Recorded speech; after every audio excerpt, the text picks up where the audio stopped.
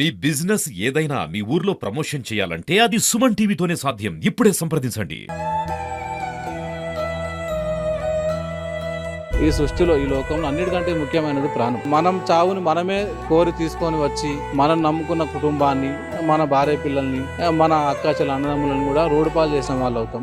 Welcome to Suman TV. Kamareddy జిల్లాలో ఆత్మహత్యలు కలకలం రేపుతూనే ఉన్నాయి. సో తాజాగా ఈరోజు పోలీస్ డిపార్ట్మెంట్లోని ఏదైతే మనకి బిక్నూర్కి సంబంధించిన ఎస్ఐ, అదేవిధంగా బీబీపేట్కి సంబంధించిన ఒక కానిస్టేబుల్, అదేవిధంగా కంప్యూటర్ ఆపరేటర్కి సంబంధించిన ఒక నిఖిల్ అనే వ్యక్తి, అంటే దాదాపు ముగ్గురు కూడా ఆత్మహత్యానికి పాల్పడ్డారు. అంటే ఆత్మహత్యనా లేకపోతే ఇదేమైనా మర్డర్ చేశారా లేకపోతే సూసైడ్సా అనేది చాలా వరకు కూడా విస్తుపోయే నిశాలను అయితే మనకి కామారెడ్డి ఎస్పీ అయినటువంటి సింధు శర్మ అయితే బయట పెట్టడం జరిగింది. కాకపోతే ఇదంతా కూడా ఆత్మహత్యలు అనేటివి ఉమ్మడి నిజామాబాద్ జిల్లాలో చాలా చర్చనీయాంశంగా జరుగుతూ ఉన్నాయి. కాకపోతే పోలీస్ డిపార్ట్మెంట్లో ఎస్ఐ అదేవిధంగా కానిస్టేబుల్ ఆత్మహత్య చేసుకోవడం ఏంది అని చెప్పేసి చాలా వరకు కూడా కొన్ని డౌట్స్ అయితే క్రియేట్ అవుతా ఉన్నాయి అనేది మనకు తెలుస్తూ ఉంది. నిజామాబాద్ నుంచి కామారెడ్డికి వచ్చే ప్రధాన రహదారిలో ఉన్నాము. అడ్లూర్ ఎల్లారెడ్డికి సంబంధించిన పెద్ద చెరువు దగ్గర మనం ఉన్నాం. సో ఈ చెరువు గురించి మాట్లాడుకుంటే అడ్లూర్ ఎల్లారెడ్డికి సంబంధించిన 200 ఎకరాల పెద్ద చెరువుగా మనకు చెప్తా ఉన్నారు. ఏదైతే మనకి బిక్నూర్లో విధులు నిర్వర్తిస్తున్నటువంటి ఎస్ఐ ఎవరైతే సాయి కుమార్ గురించి మాట్లాడుకోవాలా, దాదాపు ఉమ్మడి నిజామాబాద్ జిల్లాలో తను బీబీపేట్లో కూడా తను ఎస్ఐగా విధులు నిర్వర్తించిండు అనేది మనకు తెలుస్తూ ఉంది. ఇందులో భాగంగానే ఎవరైతే శృతి గురించి మాట్లాడుకుంటే తను కానిస్టేబుల్. తను సో బీబీపేట్లో పనిచేస్తున్న టైంలో ఎస్ఐ అదేవిధంగా ఈ శృతి అయినటువంటి కానిస్టేబుల్ మధ్య ఏదైనా ఫ్రెండ్షిప్ బాండ్ ఏమైనా ఏర్పడిందా లేకపోతే సంబంధం ఏర్పడిందా అనే కోణంలో చాలామంది అయితే విచారిస్తూ ఉన్నారు, అనుమానపడతా ఉన్నారు. సో ఇందులో భాగంగానే వీళ్ళిద్దరిని పక్కన పెడితే మాత్రం ఎవరైతే కంప్యూటర్ ఆపరేటర్ అయినటువంటి నిఖిల్ ఎందుకు ఇక్కడికి రావడం జరిగింది అనేది చాలా పెద్ద బిగ్ క్వశ్చన్ మార్క్ అయితే ఏర్పడతా ఉంది. యాక్చువల్లీ సీన్లోకి దిగితే నిన్న శృతికి ఒక కాల్ రావడం జరిగింది. సో నిన్న బుధవారం మధ్యాహ్నం నుంచి బిక్నూర్ ఎస్ఐ ఫోన్ అనేది స్విచ్ ఆఫ్ కావడం జరిగింది. సో దాని తర్వాత ఎవరైతే శృతికి ఎస్ఐ అయినటువంటి సాయి కుమార్ అయితే కాల్ చేసి బందోబస్తు ఉంది, ఒక ఎమర్జెన్సీ విషయంలో మళ్ళీ మీరు రావాలి అని చెప్పేసి ఎవరైతే శృతి తను ఇంటికి వెళ్ళే టైంలో ఏదైతే మనకి గాంధారి ఎక్స్రోడ్ వరకు వెళ్ళిన శృతి మళ్ళీ వెనుదిరిగి ఇక్కడ ఈ ఏరియాకి అయితే రండి అని చెప్పేసి తను చెప్పిండు అన్న తర్వాత ఎవరైతే శృతి రావడం జరిగింది ఆ టైంలోనే వాళ్ళ తమ్ముడికి కాల్ చేసి ఇట్లా బందోబస్తు విషయం నా డ్యూటీ అయిపోయిన తర్వాత కూడా మళ్ళీ పిలుస్తూ ఉన్నారు, నేనైతే వెళ్తున్నా అని చెప్పేసి కొంత బాధపడుతూ మాట్లాడింది అనేది ఒక సమాచారం అయితే రావడం జరిగింది. సో మళ్ళీ ఇదంతా కూడా పక్కన పెడితే నిఖిల్ అనే క్యాండిడేట్ దీంట్లో ఎందుకు ఎంటర్ అయ్యాడు, సో వీళ్ళిద్దరి మధ్యలో ఏదైనా జరిగినా కూడా ఈ నిఖిల్ అనే క్యాండిడేట్ ఎందుకు వచ్చిండు అనేది చాలా పెద్ద బిగ్ క్వశ్చన్ మార్క్ అయితే ఉంది. కాకపోతే అంటే గతంలో కూడా ఎవరైతే ఎస్ఐ అదేవిధంగా కానిస్టేబుల్కి మధ్య ఒక ఫ్రెండ్షిప్ బాండ్ కాస్త కొంత సంబంధానికైతే అదొక దారి తీసింది అన్నట్టుగా కొంత బయటకైతే వస్తూ ఉంది. కంప్యూటర్ ఆపరేటర్ గురించి మాట్లాడుకుంటే మరి శృతికి కంప్యూటర్ ఆపరేటర్కి ఏమైనా ఫ్రెండ్షిప్ బాండ్ ఏమైనా ఉందా లేకపోతే వాళ్ళు ఏమైనా బంధువులా అనేది కూడా ఒక ఆలోచించాల్సిన విషయం ఎంతైనా ఉంది. ఎందుకంటే వాళ్ళకి వీళ్ళకి అసలు లాట్ ఆఫ్ డిఫరెన్స్ ఉంది. మరి ఆయన ఎందుకు ఇక్కడికి వచ్చిండు అనేది చాలా పెద్ద క్వశ్చన్ మార్క్ ఉంది. అండ్ దాని తర్వాత వాళ్ళు ఆత్మహత్య చేసుకున్న టైంలో ఎస్ఐకి సంబంధించిన పర్సనల్ కార్ అనేది ఈ మనం దారి గుండానే ఆయన పెట్టేసి వచ్చిండు. పెట్టేసిన తర్వాతనే వాళ్ళకి సంబంధించిన ఏవైతే చెప్పులు అదేవిధంగా అన్నీ కూడా ఇదే ఏరియాలో దొరికినాయి అనేది మనకు తెలుస్తూ ఉంది. సో ఏదేమైనప్పటికీ మనకి ఎస్ఐ ఎవరైతే సాయి కుమార్ గురించి మాట్లాడుకుంటే తను యాక్చువల్లీ అంటే చాలా అవర్స్ తర్వాత అంటే దాదాపు నిన్న నైట్ అంటే 12 గంటల నుంచి ఇప్పటి వరకు అంటే ఎర్లీ మార్నింగ్ 4 o'clock వరకు 4:30 వరకు కూడా సాయి కుమార్కి సంబంధించిన డెడ్ బాడీ అనేది దొరకలేదు. సో ఎవరైతే కానిస్టేబుల్ గురించి మాట్లాడుకుంటే శృతి ఒంటిపైన అయితే గాయాలు ఉన్నాయి, ముఖం పైన గాయాలు ఉన్నాయి అనేది మనకి పోలీస్ అధికారులే వెల్లడించిన పరిస్థితి ఉంది. మరి ఇదంతా హత్యనా లేకపోతే ఆత్మహత్య చేసినారా అనేది చాలా పెద్ద బిగ్ క్వశ్చన్ మార్క్ అయితే ఉండే. కాకపోతే ఎవరైతే శృతి అదేవిధంగా నిఖిల్కి సంబంధించిన డెడ్ బాడీస్ ఏవైతే ఉన్నాయో అవి దొరికినాయి. కాకపోతే సాయి కుమార్కి సంబంధించిన డెడ్ బాడీ దొరకకపోవడమే ఒక డౌట్ని అయితే క్రియేట్ చేసింది. అంటే వీళ్ళని చంపేసిన తర్వాత తనేమైనా పరారయ్యారా అన్నట్టుగా చాలామంది అనుకున్నారు. కాకపోతే ఎర్లీ మార్నింగ్ 4 నుంచి 5 o'clock టైంలో అయితే సాయి కుమార్కి సంబంధించిన డెడ్ బాడీ అనేది వెలికి తీశారు రెస్క్యూ టీం. అదేవిధంగా ఇక్కడ గజ ఈతగాల సహాయంతోనైతే ఈ పెద్ద చెరువులో గాలింపు చర్యలు అయితే చేపట్టారు. దాదాపు ఆరు గంటలు అంటే దాదాపు 5 నుంచి 6 గంటలు శ్రమిస్తేనే ఆ డెడ్ బాడీస్ అనేది దొరికినాయి. ఈ చెరువు గురించి మాట్లాడుకుంటే 200 ఎకరాల విస్తీర్ణంలో ఈ పెద్ద చెరువు ఉంది. చాలా పెద్ద చెరువు అని చెప్పుకోవాలా. గజ ఈతగాళ్ళు రెస్క్యూ టీంతో సహా వాళ్ళంతా కూడా ఇదంతా గాలించిరు అని తెలుస్తూ ఉంది. అంటే ఎప్పుడైతే మన శృతికి సంబంధించిన తల్లి ఎవరైతే ఉన్నారో తను ఏదైతే మనకి తాడ్వాయికి సంబంధించిన ఒక కానిస్టేబుల్ అంటే తను ఒక మహిళా కానిస్టేబుల్కి అయితే కాల్ చేయడం జరిగింది. తను శృతి వాళ్ళ ఫ్రెండ్ అని చెప్తా ఉన్నారు, శృతి వాళ్ళ కొలీగ్ అని చెప్తా ఉన్నారు. ఆమె కాల్ చేసిన తర్వాత ఇదంతా కూడా బయటపడింది అనేటట్టు మనకైతే ఇన్ఫర్మేషన్ వచ్చింది. అంటే శృతి ఫోన్ స్విచ్ ఆఫ్ వచ్చింది, దాంతోపాటు ఎస్ఐది స్విచ్ ఆఫ్ రావడము, దాంతోపాటు ఏదైతే మనకి నిఖిల్ అంటే వీళ్ళిద్దరిది కూడా స్విచ్ ఆఫ్ కావడం అనేది ఈ గాంధారి ఈ ఏరియాకి సంబంధించిన వాళ్ళైతే చాలా వరకు కూడా అనుమానాలు అయితే పడతా ఉన్నారు. కాకపోతే ఏదేమైనప్పటికీ ఈ హత్యలు అనేటివి చాలా వరకు కూడా ఉమ్మడి నిజామాబాద్ జిల్లాలో చర్చనీయాంశమైంది. అదేవిధంగా తెలంగాణలో ఇదొక హాట్ టాపిక్ అయిపోయింది. అంటే ఆత్మహత్యలు అనేటివి చాలా సర్వసాధారణంగా అవుతా ఉన్నాయి. అంటే నార్మల్ పబ్లిక్ చేసుకోవడం వేరు, ఒక పోలీస్ డిపార్ట్మెంట్లో ఉండి ఇట్లాంటి ఆత్మహత్యలు చేసుకోవడం అనేది చాలా వరకు కూడా ఇవాళ భయపడుతున్న సిచ్యువేషన్ అయితే ఉంది.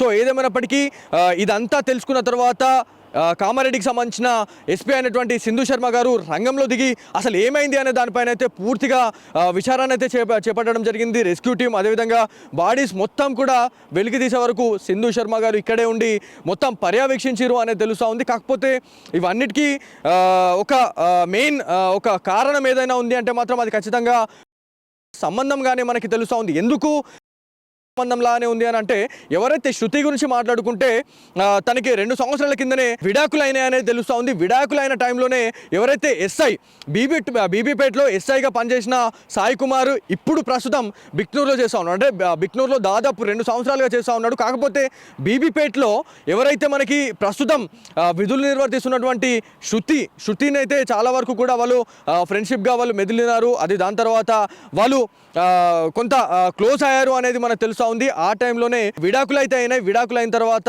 వీళ్ళంతా చాలా దగ్గర సంబంధం పెట్టుకున్న తర్వాత ఎస్ఐతోని నన్ను పెళ్లి చేసుకోమని చెప్పేసి శృతి సాయి కుమార్ అన్నదా లేకపోతే ఏంది అనేది పక్కన పెడితే మాత్రం ఇదొక హత్యలాగానైతే పరిగణించాలనేది మనకు తెలుసు. ఎందుకంటే శృతి పైన అంటే వీళ్ళిద్దరు ఎవరైతే ఉన్నారో వాళ్ళ బాడీస్ పైన ఎలాంటి ఇంజురీస్ లేవు. కాకపోతే శృతి పైన ఎందుకున్నాయి అంటే వీళ్ళిద్దరు కలిసి ఏమైనా చేసేసి దాన్ని ఆత్మహత్య చేసి దాన్ని అంటే ఇట్లా చిత్రీకరించారా లేకపోతే ఏంది అనేది చాలా పెద్ద బిగ్ క్వశ్చన్ మార్క్ అయితే ఉంది.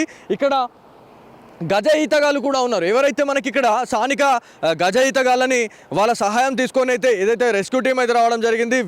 వాళ్ళు కలిసి జల్లడ పట్టిన తర్వాత దాదాపు 4 గంటలు 5 గంటల తర్వాత బాడీస్ని అయితే వెలికి తీశారనేది తెలుస్తూ ఉంది. ఇక్కడ మనకి ఏవైతే ఇక్కడ ప్యాకెట్స్ మనకి వాటర్ ఏదైతే కనిపిస్తూ ఉందో ఇక్కడనే బాడీస్ అనేది వెలికి తీశారు అనేది తెలుస్తూ ఉంది. సో దాదాపు అంటే 5 to 6 అవర్స్ వాళ్ళు శ్రమిస్తే కానీ ఆ డెడ్ బాడీస్ అయితే బయటపడలేవు అనేది తెలుస్తూ ఉంది. ఎందుకంటే చాలా పెద్ద చెరువు అండి ఇది. సో ఈ చెరువులో ఇట్లాంటి ఇన్సిడెంట్ జరగడం అనేది చాలామంది భయపడుతున్న సిచ్యువేషన్ ఉంది. అది ఒక పోలీస్ డిపార్ట్మెంట్లో ఇట్లాంటి ఇన్సిడెంట్ జరగడం అనేది చాలా బాధాకరం అని చెప్తా ఉన్నారు. అసలు పోలీస్ డిపార్ట్మెంట్లో అంటే పోలీస్ అనేది చాలామంది భరోసా చెప్పే వాళ్ళే వీరి అలా ఇట్లాంటి ఆత్మహత్యలకు పాల్పడము లేకపోతే ఇట్లాంటి వివాహేతర సంబంధాలు పెట్టుకొని ఇట్లాంటి ఆత్మహత్యలు చేసుకోవడం ఏంది అని చెప్పేసి చాలామంది అనుకుంటా ఉన్నారు. ఇప్పటికే పోలీస్ అధికారులు పూర్తిగా ఇక్కడ మోహరించారు. ఇక్కడ పికెటింగ్ పెట్టడం జరిగింది. మొత్తం బ్యారికేడ్స్ పెట్టేసి మొత్తం ఎవరైతే జనాలను అయితే అదుపు చేసే పనిలో అయితే పడ్డారో అనేది తెలుస్తూ. సో ఇక్కడ ఎవరైతే చాలామంది పోలీస్ అధికారులు కూడా రావడం జరుగుతూ ఉంది స్పాట్కి. ఇక్కడ ఏంటి ఎట్లా ఉంది ఇంకేమైనా దొరికే అవకాశం ఉందా అనే దానిపైన కూడా పూర్తి స్థాయిలో వాళ్ళు విచారణ అయితే చేస్తూ ఉన్నారు. ఇన్వెస్టిగేషన్లో భాగంగా మరి ఇంకా ఎట్లాంటి నిజాలు బయటపడతాయి అనే దానిపైన అయితే చాలామంది ఉత్కంఠగా ఎదురు చూస్తున్నారు అనేది తెలుస్తూ ఉంది. కాకపోతే ఒక్కసారి మనము ఇక్కడ పక్కన చూసుకుంటే ఇది నేషనల్ హైవే అండి. సో ఈ నేషనల్ హైవేకి పక్కనే ఇట్లాంటి ఇన్సిడెంట్ జరగడము అదేవిధంగా బిక్నూర్ ఎస్ఐ అయినటువంటి సాయి కుమార్ గారి ప్రైవేట్ వెహికల్ అనేది ఇక్కడ కనిపించడం అనేది చాలా వరకు చర్చనీయాంశమైంది. కాకపోతే ఇక్కడ పోలీస్ అధికారులకు సంబంధించిన ఏవైతే వాళ్ళ సెల్ ఫోన్స్ కావచ్చు లేకపోతే వాళ్ళకి సంబంధించిన పాదరక్షలు ఏవైతే ఉన్నాయో వాటినన్నిటి కూడా తీసుకొని పోవడం జరిగింది. కాకపోతే ఎస్ఐకి సంబంధించిన ప్రైవేట్ వెహికల్ని అయితే వాళ్ళు తీసుకొని వెళ్ళిపోయారు, డిపార్ట్మెంట్ వాళ్ళే తీసుకొని వెళ్ళిపోయారు అనేది మనకు ఒక ప్రాథమిక సమాచారం అయితే ఉంది. ఎందుకంటే పొద్దున ఈ వెహికల్ ఉండే, కాకపోతే ఇప్పుడు ఎక్కడైనా కామారెడ్డి పిఎస్లో ఎక్కడైనా పెట్టారా వెహికల్ అనే దానిపైన అయితే చాలామంది ఎదురు చూస్తూ ఉన్నారు. కాకపోతే ఇట్లాంటి ఇన్సిడెంట్లు అనేటివి ఉమ్మడి నిజామాబాద్ జిల్లాలో ఆత్మహత్యలు చాలాసార్లు కూడా చర్చనీయాంశంగా మారుతూ ఉన్నాయి, కలకలం రేపుతూ ఉన్నాయి అనేది మనకు ఒక ప్రాథమిక సమాచారం అయితే వస్తుంది. ఇప్పుడు ఏవైతే ఈ బాడీస్ని వెలికి తీసిన తర్వాత కామారెడ్డి ప్రభుత్వ ఆసుపత్రికి అయితే తరలించారు. పోస్ట్ మార్టం నివేదిక ఆధారంగా మరి ఇంకా ఎలాంటి నిజాలు బయట పెట్టబోతా ఉన్నారు పోలీస్ అధికారులు అనేది అయితే చాలామంది ఉత్కంఠగా వేచి చూస్తూ ఉన్నారు. కాకపోతే ఈ టాపిక్ మాత్రం రెండు తెలుగు రాష్ట్రాల్లో చాలా చర్చనీయాంశమైంది.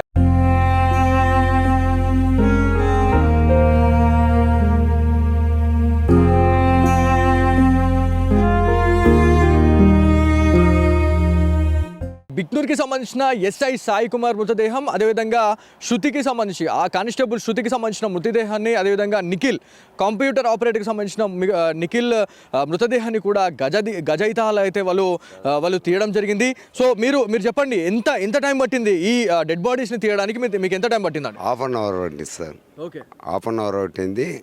నా సరస్వతి నగర్ లింగం, నా పేరు తోకలింగం. నేను ప్రతి డెడ్ బాడీ నేనే తీస్తాను. ప్రతి మనం ఇప్పుడు 1100 డెడ్ బాడీ దాదాపు 12 గంటల నుంచి ఈ గాలింపు చర్యలు చేస్తూ ఉన్నారు. 2 బాడీస్ అయితే నీళ్ళల్లో తేలినాయి అని చెప్పి చెప్తా ఉన్నారు. సాయి కుమార్కి సంబంధించిన డెడ్ బాడీ మీరే తీసారు. సో ఎంత టైం పట్టింది? మీరు దిగిన తర్వాత ఎంత టైమో మీరు గాలించారు లోపల చెరువులో? హాఫ్ అన్ అవర్ సార్, అర్ధ గంట పట్టింది సార్. డెడ్ బాడీ తీసి మనము పోలీస్ ప్రొడక్షన్ కూడా డెడ్ బాడీ తీసి. మీకు ఏమనిపించింది అదంతా ఆ డెడ్ బాడీ తీసిన తర్వాత? వాళ్ళు ఎప్పుడు చెరువులో దుంకిర్రు అంటే కట్టజరుచుగా పోయారు వాళ్ళు మొత్తం. సో ఎంత టైం పట్టింది అంటే ఎప్పుడు వాళ్ళు దూకుండొచ్చు అనేది మీకు ఏమైనా అంచనా ఉందా?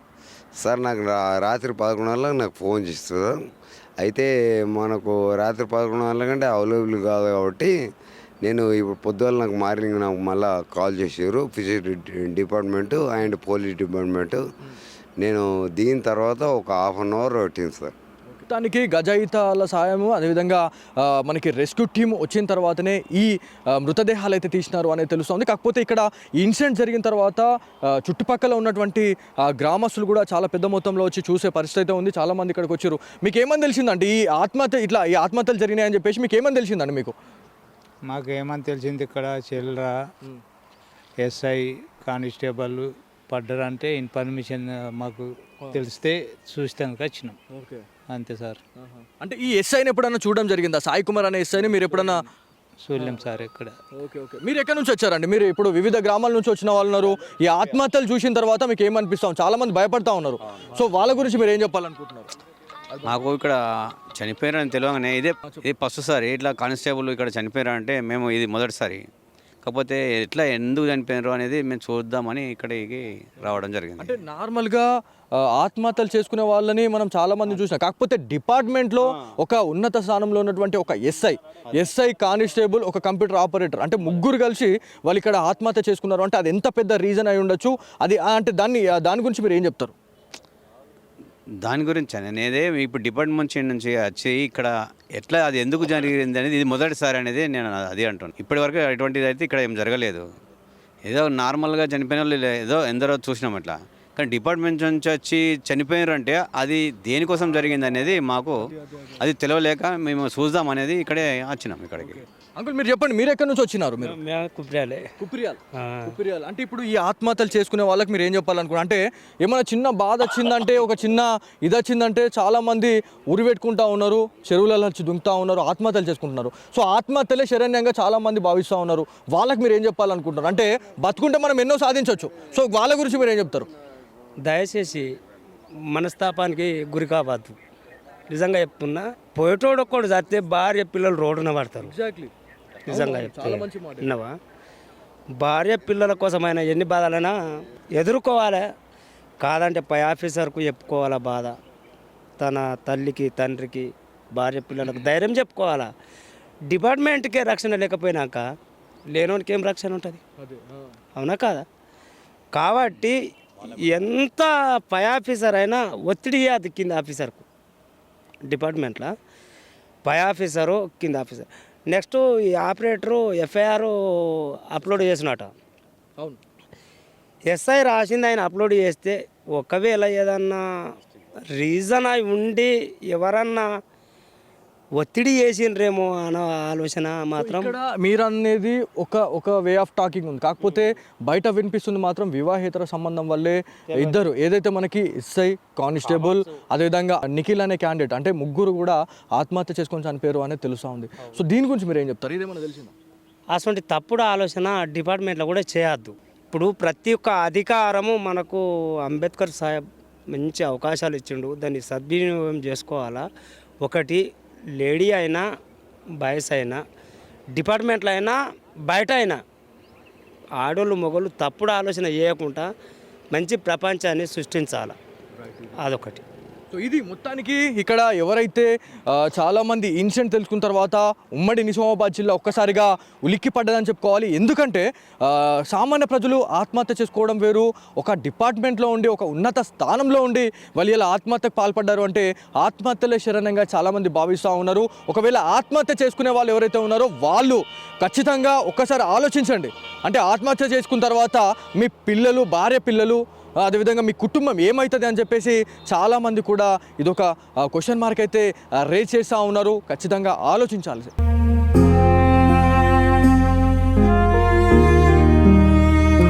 సో ఇది ఇక్కడ ఉన్న తాజా పరిస్థితి. కెమెరా పర్సన్ కార్తిక్తో బాలు, సుమన్ టీవీ, అడ్లూర్, ఎల్లారెడ్డి, పెద్ద చెరువు నుంచి.